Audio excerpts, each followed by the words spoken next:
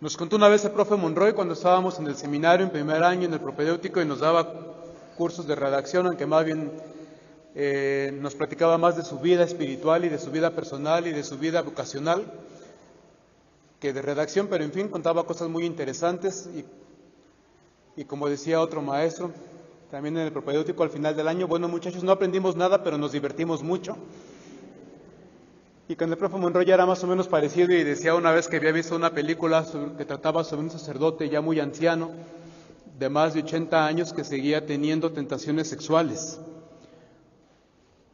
Contaba Catón, ese editorialista que publica en el periódico Reforma, que alguna vez le fue a preguntar a un joven muchacho, a un viejo ermitaño, que cuándo terminaban las tentaciones sexuales, y le dijo el ermitaño al joven que a lo que se sabía, según lo que contaba la Sagrada Escritura y al parecer de los más antiguos, eso se perdía aproximadamente unos 15 días después de morirse. Y entonces decía el profe Monroy, si ese santo varón, muchachos, a su edad, ¿qué será ustedes, miserables criaturas del Señor? ¿No? Y entonces escuchando esa escena del Evangelio en la que Jesús y los apóstoles, sus enviados, se sienten cansados, uno no puede dejar de decirse, si Jesús, que era Jesús el Señor, y los apóstoles, que eran los apóstoles, se cansaban, pues ¿qué serán nosotros, miserables criaturas del Señor? Por supuesto que queda claro que Jesús no era Superman, no porque fuera el Hijo del Hombre, el Señor, el Maestro, el Hijo de Dios, tenía fuerza infinita o extraordinaria, como nosotros se cansaba, tenía sus dudas, se cansaba, tenía sus miedos. Pero la escena obviamente no nos la están contando a nosotros únicamente para hablarnos del cansancio físico, que eso lo tenemos todos, insisto. La escena tiene un significado mucho más fuerte, creo yo, mucho más profundo y no acaba aquí donde le hemos cortado, porque a los liturgistas les pareció bien aquí poner el corte y luego dentro de 8 días meteremos la multiplicación de los panes, porque Jesús, cuando ve que la gente está frente a él con hambre, cansada, se le estremecen las entrañas de compasión y decide pedirle a la gente que se siente sobre la hierba verde. Y me decía alguna vez uno de mis alumnos de Biblia, ¿y cuándo ha visto una hierba que no sea verde? Y le decía yo, si serás menso. Lo que pasa es que el Evangelio quiere que todo el mundo tenga presente el salmo que hemos cantado. En verdes hierbas el Señor me hace reposar, porque Él es mi pastor, y me conduce siempre junto a las aguas tranquilas para reparar mis fuerzas, para darnos descanso. Entonces, el Evangelio dice que Jesús invita a la gente a que se siente sobre hierba verde para que nosotros tengamos bien en claro que Jesús es el buen pastor, que se preocupa por nosotros, que nos ha visto con tanta compasión, que entiende nuestro cansancio, que ha decidido darnos un poco de descanso. Y de cansarnos nos cansamos de muchas cosas, no solo físicamente. Hay una fotografía, se hizo famosa, de hace ya varios años, en que últimamente también vuelve a circular, de un pequeño, como de unos 7, 8 años, que viene cargando a un niño en la espalda, tomada por el estadounidense John O'Donnell. Se supone que es la foto de un niño que va corriendo con su hermanito bebé, escapando de Nagasaki tras la caída de la bomba atómica, como se dice en la historiografía oficial, porque en la historia oficial las bombas no las arroja nadie, caen. Entonces, después de que la bomba atómica cayó en Nagasaki, este pequeño salió corriendo con su hermanito y después de tomarle la fotografía, les preguntó al fotógrafo, le preguntó al pequeño si no estaba muy pesada la carga, y el niño le respondió, no es una carga, es mi hermano. Y a partir de ahí habría surgido una canción que después dicen que en realidad le inspiró, o se le inspiraron a un sacerdote católico en Estados Unidos, al norte del país, una noche de tormenta, de invierno. Tocaron la puerta y cuando el sacerdote abrió la puerta de la casa venía un pequeño de la calle con un bebé y le habría lanzado la misma pregunta, ¿no está pesado lo que cargas? Y le habría dicho el niño, no es ninguna carga, es mi hermano. Sea cual sea el origen de la canción, porque después esto se hizo canción, o si las dos partes fueron verdad, tanto la del orfanatorio que se fundó después de que esos pequeños tocaron la puerta de la parroquia en Estados Unidos, o la fotografía de Nagasaki, lo cierto es que muchas veces nos cansamos porque venimos cargando a la gente viva, a la gente que queremos, nos cansamos porque nos duele, no porque sean una carga, los amamos, pero los llevamos encima, los traemos a cuestas, nos preocupa saber qué va a pasar con ellos, no queremos que se queden donde hace frío, ni donde hay peligro, ni donde hace hambre, los traemos a cuestas, y pensar en que podamos cansarnos nos preocupa.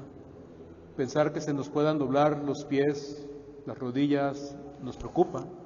Pensar que no logremos llegar a ningún lado nos preocupa.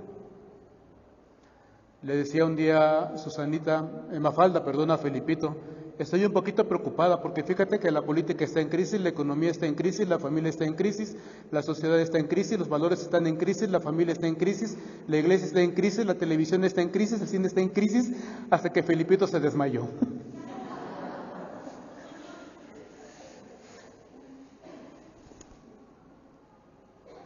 Pero nos cansamos. A veces lo que nos cansa ni siquiera son las experiencias de la gente viva, sino lo que ya pasó, nuestros recuerdos. Yo el viernes que fui a recoger las cenizas de mi madre en la parroquia donde estaba, como ya es una parroquia diocesana, dije ya no es bueno que siga ella en tierra extranjera. Y entonces las traje yo pues traje un morral, eché en una bolsita, luego las puse en un morral. Venía yo cargando y venía pensando en muchas cosas. Todos los recuerdos se nos juntan siempre en el último momento, pero a veces lo que nos cansa es tanto recordar todo lo que no hicimos, lo que no dijimos, lo que hicimos mal, lo que ya no pudo ser, lo que ya se echó a perder, lo que nos cansa, nos agobia también, nos fatiga, nos dobla. A veces hay que cambiar la mirada, una mirada distinta, cambia las apreciaciones de las cosas. Un día le decía Mafalda a su mamá frente al plato de caldo de gallina, ¿qué hicieron esas gallinas para merecer esta muerte? Nada. Dime, ¿por qué? ¿De qué han sido halladas culpables estas pobres gallinas? De nada. Y luego le decía a su madre, madre, tiene las manos llenas de tinta de gallinas inocentes. Pero cuando cambiamos la mirada, las cosas pueden cambiar y Jesús tiene una mirada distinta. Lo suyo es una mirada de compasión, una mirada de misericordia. A Jesús se le estremece en las entrañas. Frente a las angustias por lo que no sabemos, Él siempre tiene una mirada distinta. Y se parece a las mamás, lo pensaba yo después, yo vengo cargando nada más unos cuantos minutos, pero a saber las mamás cuando llevan a uno cargando 9 meses, ahora que tampoco pesa a uno igual los 9 meses, eso es un dramatismo femenino innecesario, pero por lo menos el 9º mes debe ser bastante crítico.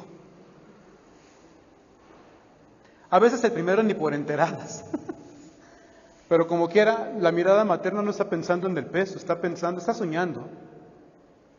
La mirada materna, que se parece mucho a la mirada de Dios, no está pensando, está soñando. Y aunque no alcance el dinero, y aunque todo el panorama se vea en crisis, y aunque bien a bien no sepamos qué es lo que viene, y aunque bien a bien no hayamos hecho bien las cosas, y las vengamos cargando todavía con todo, la posibilidad de una nueva vida, la posibilidad de una vida distinta, la posibilidad de una vida lograda según el plan de Dios, nos permite soñar, y los sueños nos cambian la mirada, y cuando hay una mirada distinta y cuando hay sueños en el corazón, las cosas pueden realmente ser distintas. Ser distintas.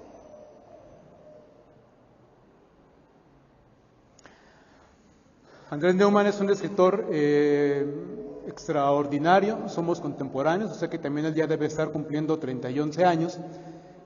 Tiene una novela, acaba de sacar una novela que se llama Fractura. Y a mí con él me pasa que entras a la librería y siempre dices, nada más voy a entrar a ver, así como los niños chiquitos en las jugueterías. Nada más voy a entrar a ver y te prometes a ti mismo. Piensas en la tarjeta de crédito y dices, hoy no voy a comprar nada. Nada más voy a ver, y cuando entres y cuando ves allí el libro y se te ponen los ojos en forma de corazón, dices, bueno, pero el último y ya. Entonces compré ese libro llamado Fractura de Andrés Neumann. Tiene una imagen bellísima, habla también de un niño que sobrevive a Nagasaki, a la bomba atómica, y el Señor, cuando pasa el tiempo, los años, comienza a rememorar lo que ha pasado a raíz de tu temblor, y ve cómo las cosas se han roto, o contempla las cosas que aunque estaban fracturadas de otros accidentes, allí siguen con él. Le parece maravilloso que todas las cosas rotas tengan algo en común, dice él, que una grieta las una a su pasado. Y luego recuerda esa bella historia japonesa según las cuales a las cosas rotas hay que sellarlas con líquido de oro, porque esas junturas tienen que brillar, puesto que a pesar de eso seguimos existiendo.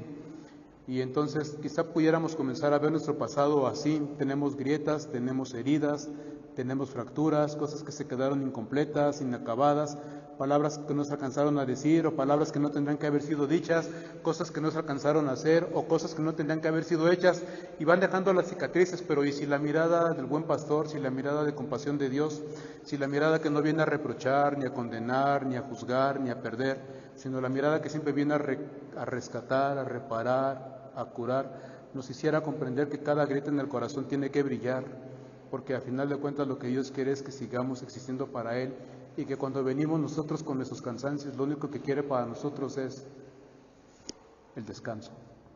Que cuando tenemos hambre, lo único que quiere es que nos sentemos a comer con Él, y no nos pregunta si merecemos o no merecemos la comida, no nos pregunta si nos cansamos o no nos cansamos lo suficiente, no nos pregunta si nos lavamos o no nos lavamos las manos. Lo único que le interesa es que no quiere que tengamos hambre. Pero es la mirada compasiva de Dios. A veces la conciencia de pecado, de las cosas que no quedaron bien hechas, nos hace que nos sintamos mal con nosotros mismos. En su último documento sobre la santidad, el Papa Francisco lo dice de una manera maravillosa: tu vida puede ser un desastre, pero tu vida es de Dios, y en tu vida está Dios. Porque puedes ser el peor de los pecadores y haber caído en el peor de los vicios, en la más destructiva y de las adicciones, pero sigue siendo de Dios y sigue siendo amado y valioso para Dios. Y de eso se trata esta escena maravillosa, de que nos demos cuenta que frente al cansancio, lo que Dios quiere es nuestro descanso; frente a nuestro miedo, lo que Dios quiere es darnos seguridad; frente a nuestras grietas, lo que Dios quiere es curarlas, no desaparecerlas, curarlas y cicatrizarlas con el oro de la misericordia. Y eso es bellísimo. Así que, así como las madres, aunque se cansan, siguen soñando, habría que esperar de cada uno de los bautizados lo mismo: una mirada distinta, la misma mirada amorosa de Dios, que nos haga percibir la vida como una maravillosa oportunidad de seguir soñando, hasta con los ojos abiertos. Le preguntaba alguna vez Antonio Marujo, periodista portugués, a Jürgen Moltmann, teólogo evangélico en Tübingen, en Alemania, vecino de Hans King, ¿cuál sería nuestra razón? Le dijo en una entrevista, le preguntó en una entrevista, ¿cuál sería nuestra razón para tener esperanza? ¿Esperanza en qué? ¿En las religiones? ¿En la política? ¿En las instituciones? Y le contestó Jürgen Moltmann: en Dios. Lo único que hace que valga la pena seguir teniendo esperanza es Dios, porque si cada día despertamos, cada día Dios está convencido de que vale la pena nuestra sobrevivencia.